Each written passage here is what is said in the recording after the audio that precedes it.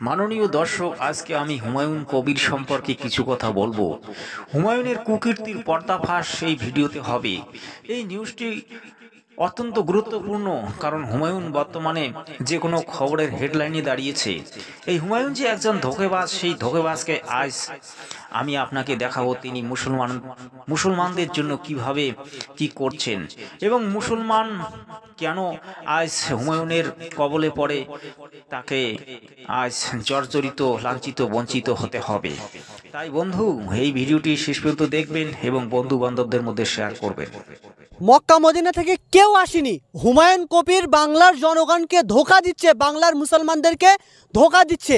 আমি প্রমাণ, আমার সে বন্ধু একজনের বাড়ি মুর্শিদাবাদে আর একজনের বাড়ি নন্দীগ্রামে।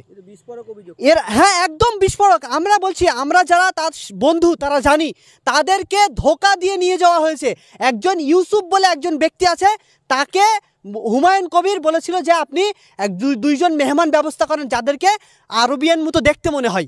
আর সেই ইউসুফ, আমি এই ইউসুফকে ধমকি দিয়ে বলছি যে তুমি তাদেরকে যে এইভাবে ফাঁসিয়েছো।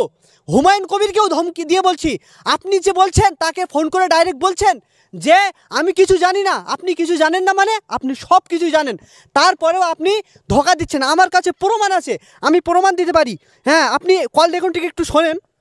অজান্তেই অনেক কিছু হয়ে গেল পরিপূর্ণ। যদি আমাকে তো শুরু থেকে কারি সুফিয়ানও কিছু বলেনি, আপনাদের তরফ থেকে তো আমি দাওয়াত পাইনি। আমাকে কারি সুফিয়ান দাওয়াত দিয়েছে, দিয়ে আমাকে এতটুকুই বলেছে যে একটা মসজিদের ভিত আছে। আমাকে এতটুকু বলেনি যে হুমায়ুন কবিরের মসজিদে গেছি, জানতে পেরেছি, ভালো কথা।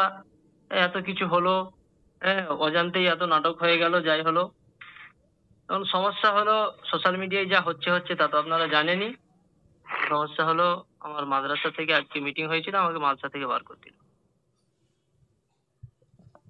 তাহলে বলুন, এই ছেলেটা জানে না তাকে অন্য জায়গায় দাওয়াত দেওয়ার নামে সেখানে নিয়ে গেছে, নিয়ে গিয়ে তাকে স্টেজে এইভাবে তুলেছে। এই ছেলেটাকে এখন যে মাদ্রাসায় পড়াতো সেখান থেকে বার করে দিয়েছে। এর জন্যই হুমায়ুন কবির কি দায়ভার নেবে? তার দায়িত্ব কি হুমায়ুন কবির নেবে? তার এখন পারিবারিক সমস্যা, তার স্ত্রীর সমস্যা, এখন কি হুমায়ুন কবির তার এই বিষয়টা নিয়ে কি ক্লিয়ার কিছু করবে? হুমায়ুন কবির এক নম্বর প্রতারক। আমি এই আমার বন্ধুকে যে ফাঁসিয়েছে, এই জন্য আমি হুমায়ুন কবিরের বিরোধিতা করছি। এই জন্যেই যে ও বাংলার মুসলমানদেরকে, বাংলার জনগণকে ধোঁকা দিচ্ছে। কিভাবে, কত বড় প্রতারক আপনিই বলুন। যে মদিনা থেকে নাকি, মক্কা থেকে নাকি দুইজন মেহমান এসছে। কেউ তো এও লিখছে যে তারা নাকি, একজনের বাড়ি মুর্শিদাবাদে আর একজনের বাড়ি নন্দীগ্রামে। তার নাম সুবিয়ান আর এর নাম হচ্ছে আব্দুল্লাহ। এটা কিসের ভিত্তিতে বলছেন? কি প্রমাণ আছে? এই তো আমি আপনাকে, তো কোনো প্রমাণ নেই আমার কল রেকর্ড প্রমাণ নেই আমার কাছে। তার সাথে আমার পরিপূর্ণভাবে কথা হয়েছে একদম। এইটাই আব্দুল্লাহ। আপনারা যদি পিকচার ফটোটাও দেখতে পারবেন। অনেকে তো বলবে টিএমসির পয়সা খেয়ে আপনি এসব বলছেন। কেন টিএমসির পয়সা খেয়ে বলবে? তার মানে এরকম কোনো প্রশ্ন আসেই না। কারণ তাদেরকে যে নিয়ে যাওয়া হয়েছে, তাদেরকে অন্য জায়গায় একটা অন্য জলসায় নিয়ে যাওয়ার জন্যেই তাদেরকে বলেছিল যে তোমরা কারি সাহেব সেখানে কেরাত পড়বে। যখন সেখান থেকে এই যে বললাম কারি ইউসুফ, এই ইউসুফ যখন তাদেরকে গাড়িতে তুলেছে তখন এই কথা বলেছে। আপনারা শুনলেন হুমায়ুন কবিরের কুকীর্তির কথা। তিনি বাংলাকে আজ যেভাবে জাগিয়ে তুলেছেন, তাতে মনে হয় যেন তিনি বাংলার একটা নবাব হবেন। বাংলাকে তিনি এমনভাবে তৈরি করবেন যে বাংলা এতদিন পিছিয়ে ছিল, সেই বাংলা এখন হুমায়ুনের দ্বারা প্রগতির পথে এগিয়ে যাবে। কিন্তু সেটা কি হবে? এই বাংলাকে বারবার শোষণ করেছে এই হুমায়ুনের মতো লোক, ধোঁকাবাজি করেছে মমতা ব্যানার্জির মতো লোক, আর ধোঁকাবাজি করেছে ওই ডক্টর বিধানচন্দ্র রায়ের মতো লোক, যে কুচবিহারটাকে আজ জেলা বানিয়েছে। কুচবিহারবাসী আজ কুচবিহার রাজ্য ফিরে পেতে চাইছে, কিন্তু তাদের মাথা ব্যথা। আর এই হুমায়ুন কবিরের মাথার ব্যথা হচ্ছে বাবরি মসজিদ। যে বাবরি মসজিদ উনি তৈরি করতে চান, সেই ব্যক্তিটা কি ভারতীয় নাকি বিদেশি? সেই বিদেশি শক্তিকে আবার তিনি টেনে নিয়ে আসতে চান। তিনি বাংলায় একটা স্বৈরাচারী শাসন ব্যবস্থা গড়ে তুলতে চান, কিন্তু সেটা বাংলার মানুষ কি হতে দেবে? বাংলার মুসলিম সমাজ কি হতে দেবে? হুমায়ুন কবিরকে আমি বলছি, ভাই তুমি 10টা মসজিদ তৈরি করো, 10টা হসপিটাল তৈরি করো, ইসলামিক কলেজ তৈরি করো, সবকিছু করো, কিন্তু বাবর নামে কেন? বাবর নামটা বাদ দিয়ে তুমি তৈরি করো, এটাই তো আপত্তি। সনাতনীরা তোমার বিরুদ্ধে নয় ভাই, তুমি ভুল বুঝছো। সনাতনীরা তোমার বাবর নামের বিরুদ্ধে। আজকে তুমি বাবর নামটি ছেড়ে দিয়ে তুমি মসজিদ তৈরি করো, দেখো সনাতনীরা তোমাকে সাহায্য করবে এবং সনাতনীরাই তোমাকে টাকা পয়সাও দেবে, কিন্তু তুমি সেটা বুঝছো না। তুমি বুঝছো ওই বাবরকে, কারণ বাবর তো এখানকার লোক নয়। ঠিক আছে, মুসলমান 500 বছর ভারতবর্ষে শাসন করেছিল, সেটা ঠিক আছে, তাই বলি শাসন করেছে বলে তারা এখানকার লোক, এটা কিন্তু নয় ভাই। ইংরেজও শাসন করেছিল, আজ ইংরেজ নেই কেন? আজ ইংরেজের নামে ভারতবর্ষে কোনো মন্দির, কোনো মসজিদ বা কোনো স্মৃতিস্তম্ভ কেন তৈরি হয় না? এটা বুঝতে হবে। আপনি ভারতীয়, ভারত ভূমিকে আপনাকে ভালোবাসতে হবে, বঙ্গমাতাকে ভালোবাসতে হবে, তবে আপনি বাংলার জনপ্রিয় হবেন। বারবার আপনি কূটনীতির খেলা খেলেছেন, পলিটিক্স করেছেন, কিন্তু মানুষ বর্তমানে শিক্ষিত ভাই, তাই শিক্ষিত মানুষকে বোকা বানানোর চেষ্টা বারবার করবেন না। নিজেকে আছড়ে ঘুরে ভেঙে ফেলবেন, কারণ আপনি ভাবছেন যে মুর্শিদাবাদে 70% কি 65% মুসলমান আছে বলে আপনি সুরক্ষিত, এটা কিন্তু নয় ভাই। আমি আপনাকে সাবধান করে দিচ্ছি, বাবরি মসজিদ থেকে পিছিয়ে আসুন, নইলে কাল ভয়ঙ্কর দিন আসবে যখন কিন্তু আপনি আর কুল পাবেন না। বিজেপি আসলেও আপনি করতে পারবেন না, তৃণমূল আসলেও আপনি করতে পারবেন না। আপনার এই বাংলা ছেড়ে পালিয়ে যেতে হবে, আর আপনি সেটারই ব্যবস্থা করেছেন। 10 কোটি 20 কোটি টাকা জোগাড় করে আপনি এই বাংলা ত্যাগ করে সৌদি আরবে চলে যাবেন, অথবা অন্য কোনো পাকিস্তানেও যেতে পারেন। আপনার কোনো ভরসা নেই।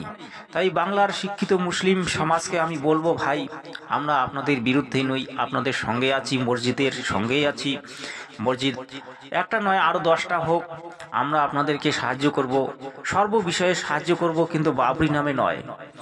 কারণ আপনারা যদি সত্যিকারের ভারতীয় হয়ে থাকেন তাহলে কথাটা বুঝে যাবেন, এবং মুসলিম সমাজের লোক যে এই ভিডিওটা দেখবে তাকে অনুরোধ করব যে বাবর নামে কোনো মসজিদ করবেন না। এটা বিদেশির উপর কোনো ভরসা রাখবেন না, বারবার বলবো।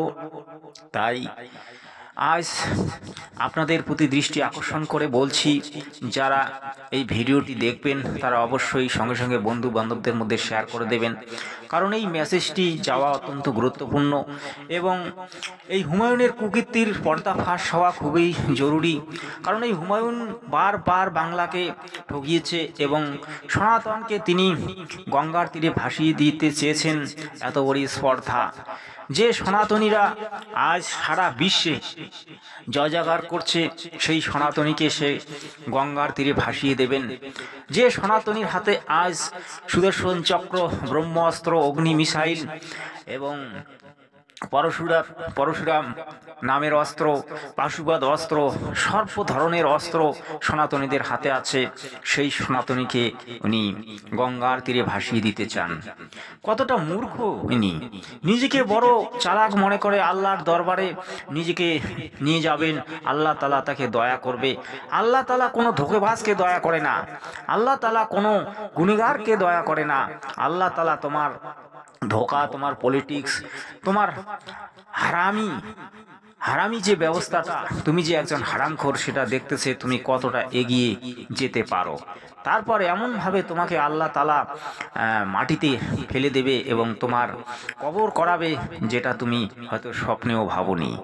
তুমি নিজেকে বড় সুরক্ষিত ভাবছো যে আমার পিছনে আগে লোক আছে, তো আমার কেউ কিছু করতে পারবে না, এটা তোমার ভুল ধারণা।